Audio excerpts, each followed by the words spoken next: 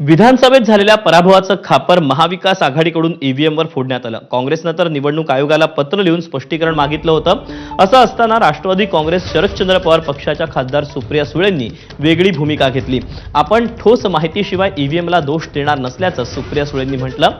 त्यांच्या या भूमिकेवरून महाविकास आघाडीतल्या एकजुटीवर प्रश्न उपस्थित झाल्यानंतर सुप्रिया सुळेंनी माझं वक्तव्य केवळ युगेंद्र पवारांनी अर्ज मागे घेण्याबाबत होतं असं स्पष्ट केलं।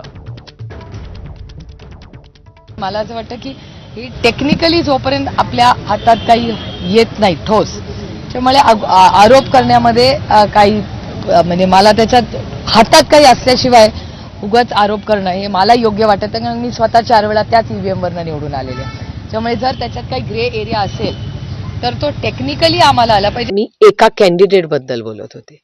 युगेंद्र पवारांनी रिकाउंटिंग करू नये असं माझं वैयक्तिक मत होतं आणि म्हणून मी त्याला सांगितलं की मला असं वाटतं हा त्यांनी फॉर्म मागे घ्यावा। कुठल्याही प्रश्नामध्ये जर आपण पारदर्शक काम करत असलो तर मग ईव्हीएमवर काय किंवा बॅलेटवर काय अडचण काय, त्याच्यामुळे जर हट्ट कशासाठी।